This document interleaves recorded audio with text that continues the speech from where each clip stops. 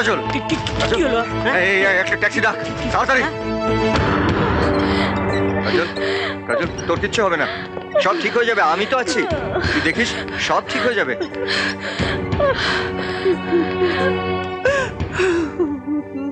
পেশেন্টের কন্ডিশন খুব ক্রিটিক্যাল, দুটো কিডনি ড্যামেজ হয়ে গেছে।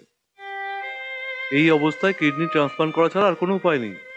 Kidney transplantation? ইয়েস, ইমিডিয়েট করতে হবে অপারেশন, নইলে অপারেশনের জন্য কত টাকা খরচ হবে ডক্টর? সব মিলিয়ে প্রায় 5 লাখ টাকা। 5 লাখ? পুরো 5 লাখ টাকা গুনে নিতে পারেন। তার দরকার হবে না। বাকি 20 লাখ টাকা আপনি 4টি ইনস্টলমেন্টে 1 বছরের মধ্যে পেয়ে যাবেন। তবে আপনি নিশ্চয়ই জানেন আপনাকে কি করতে হবে। জানি, আপনাকে বিয়ে করে 1 বছরের জন্য আপনার স্বামী সেজে থাকতে হবে। স্বামী সেজে না, বিয়েটা আমাদের আইন মেনে হবে। 1 বছর পর ডিভোর্সও হয়ে যাবে। এত কথা শোনার সময় নেই আমার। এই টাকাটা আমার এখন খুব প্রয়োজন। এই টাকার সঙ্গে একজন মানুষের জীবন মরণ জড়িয়ে আছে। শুধু বিয়ে কেন, এই টাকার জন্য যদি আপনি আমাকে কাউকে খুনও করতে বলতেন আমি তাও করতাম। শুনুন, কাল আমাদের বিয়ে, কন্ট্রাক্ট পেপারে আপনাকে কালই সই করতে হবে।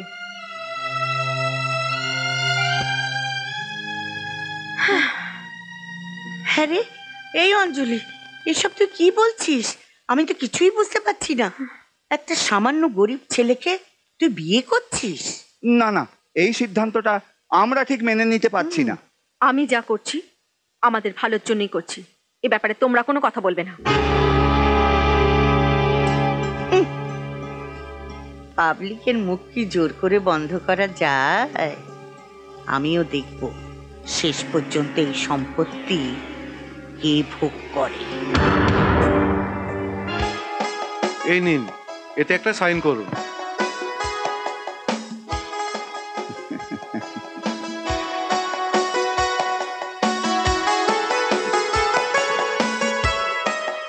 এই না, নে ধর।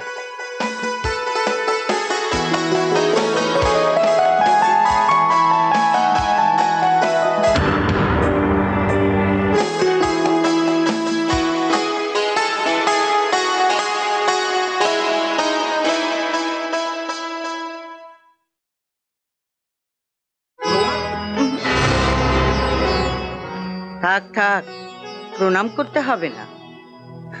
থাক থাক, বিজয়ী ভব। বিজয়ী? না, যুদ্ধক্ষেত্রে পা দিয়েছো কিনা তাই। তুমি তাহলে অঞ্জলিকে গুন্ডাদের হাত থেকে বাঁচিয়েছিলে। এখন নিজে বাঁচলে হয়। তুমি থামো। আচ্ছা, তুমি কি শুধু টাকার জন্য অঞ্জলিকে বিয়ে করলে, নাকি অন্য কোনো মতলব আছে? এই কথাটা আপনি অঞ্জলিকে জিজ্ঞেস করুন না। আহা, এখন এসব কথা থাক না। এই ময়না, হ্যাঁ বাবু। এই রাজার ব্যাগটা অঞ্জলির ঘরে রেখে দে। আচ্ছা। না, ওর ব্যাগ বাড়ির চাকর বাকরদের ঘরে থাকবে। সে কি কথা? শুধু তাই নয়, আমার ঘরে ঢুকতে গেলে তোমাকে আমার অনুমতি নিতে হবে, আর রাত্রে তুমি দোতলার ব্যালকনিতে শোবে। আমি আপনাকে বিয়ে করেছি মানে এই নয় যে আমাকে আপনার দাসত্ব মেনে চলতে হবে। মানতে তোমাকে হবেই। আর যদি না মানি? তাহলে বাকি 20 লাখ টাকা তুমি পাবে না। তুমি ভুলে যেও না তুমি কন্ট্রাক্টে সই করেছো। আমি যেভাবে তোমাকে বলবো তোমাকে সেভাবে চলতে হবে।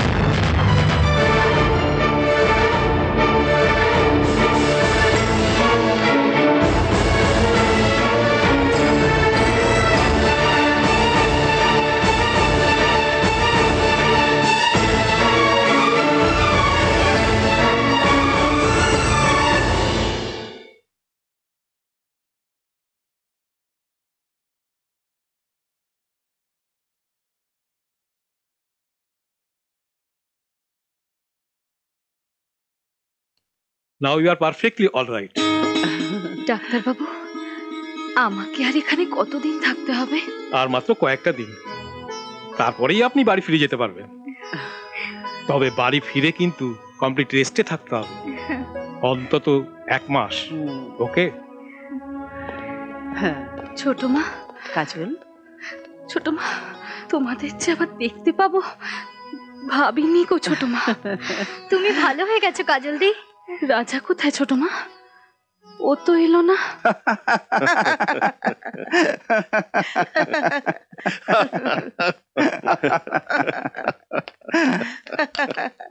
গুড মর্নিং উকিল কাকু।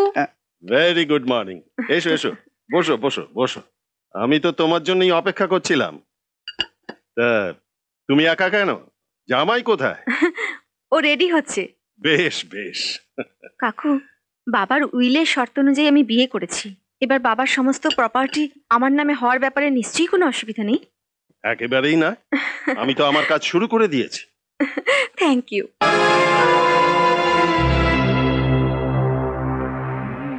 তবে এ ব্যাপারে তোমাকে মাঝে মাঝেই একটু সইসাবুত করতে হবে, আর সেই জন্য আমি তোমাকে একটু বিরক্ত করব মা।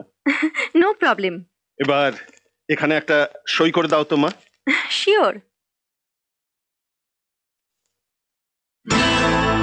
তবে উইলের শর্ত অনুযায়ী তোমাকে কিন্তু অন্তত 1 বছর স্বামীকে নিয়ে মন দিয়ে ঘর সংসার করতে হবে। ও নিয়ে আপনাকে ভাবতে হবে না। হ্যাঁ অঞ্জলি, কাগজটা দেখে সই করতে পারতিস। হ্যাঁ হ্যাঁ, তুমি একবার দেখে নাও। দরকার হবে না। আপনি বাবার এতদিনের বিশ্বস্ত লোক যে। আরে জামাই বাবাজি, যাচ্ছ কোথায়? প্রণাম করো রাজা, উনি আমাদের উকিল বাবু। কি করো তুমি? আমি গ্যারেজে কাজ করি। হোয়াট? মানে ও নিজস্ব একটা গ্যারাজ আছে কিনা তাই। সে না না, রায়বাড়ির জামাই হয়ে একটা গ্যারেজে না অঞ্জলি, তুমি বরং ওকে তোমার অফিসে একটা ভালো পোস্ট দিয়ে দাও। শিওর। চলি। এই, তুমি এই পোশাকে উকিল কাকুর সামনে কেন এলে?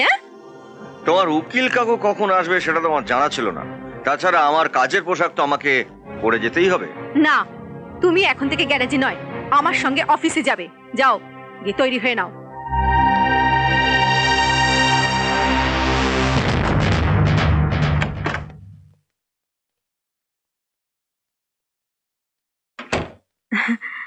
Gentleman, please sit down. Thank you madam. আমি কিন্তু তোমাকে বসতে বলিনি। মানে? আমাদের বোর্ড মিটিং এ কোনো গাড়ি সারাবার মিস্ত্রির দরকার নেই রাজা। উনি কে? ম্যাডামের স্বামী।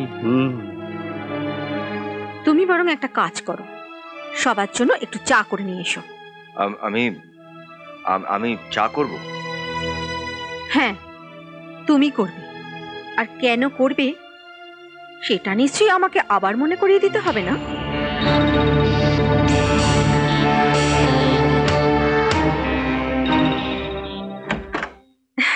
এখন মিটিং শুরু করা যাক। এ ভাই, হ্যাঁ? আপনাদের চা বানানোর জায়গাটা কোথায়? আসুন দেখিয়ে দিচ্ছি, এই যে এখানে। ঠিক আছে। হুম। যেমন বিয়ে করেছো রাজা, এবারে তেমন ভোগও সাজা। চা, চিনি, দুধ এসব কোথায় গেল? ও হ্যাঁ,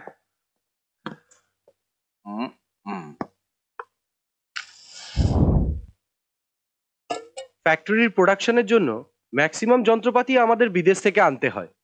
সেই সব যন্ত্রপাতির দাম বাদ দিয়েও ইম্পোর্ট করার জন্য আমাদের বহু টাকা ট্যাক্স দিতে হয় সরকারকে।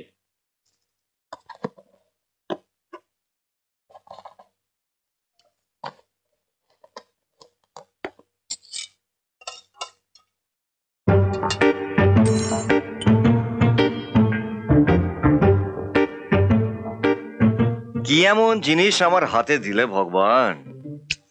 অফিসের স্টাফেদের সামনে আমাকে অপমান করা, আমাকে দিয়ে চা বানানো।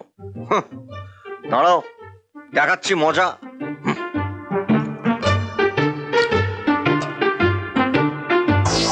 আমরা যদি আমাদের ফ্যাক্টরির কাছে অনুসারী শিল্পের কারখানা গড়ে তুলতে পারি তাহলে আমাদের কোম্পানির হিউজ প্রফিট হবে ম্যাডাম। এক্স্যাক্টলি। এতে আমাদের 35% খরচ বেঁচে যাবে madam. Oh, I think it's an excellent idea madam. Well, আপনারা সবাই যখন বলছেন তখন আমিও এতে মত দিচ্ছি, কিন্তু একটা কথা মনে রাখবেন, আমাদের কোম্পানির প্রোডাক্ট কিন্তু হাই সোসাইটির জন্য, ঠিক। মিডল ক্লাস মধ্যবিত্তদের জন্য নয়। চায় গরম। ওখানে দাঁড়িয়ে আছো কেন? দাও সবাইকে। নিন ম্যাডাম। আমি চা খাই না, সবাইকে দাও। এই যাত্রায় বেঁচে গেলেন ম্যাডাম। কি হলো? নিন স্যার। আমাদের নতুন ফ্যাক্টরিগুলোর ব্যাপারে আসুন। কোম্পানির ইঞ্জিনিয়ারদের সাথে কথা বলে একটা নতুন প্রজেক্ট ফাইল বানাতে বলুন। Okay madam. ওকে, আসুন স্যার। হ্যাঁ হ্যাঁ, নিন নিন।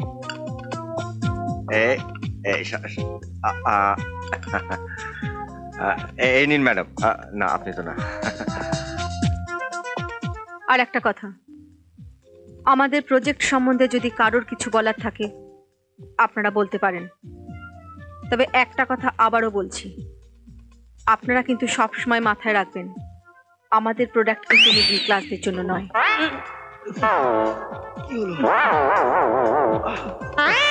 কি হলো? কি হলো আপনাদের? Sorry madam, sorry sorry madam. ওইদিকে বাথরুম, ওইদিকে ওই সোজা গিয়ে ডান দিকে যান যান যান যান, ওই বাথরুম সোজা সোজা গিয়ে ডান দিকে, একদম সহজে বাথরুমে। বাবু, তাড়াতাড়ি করুন,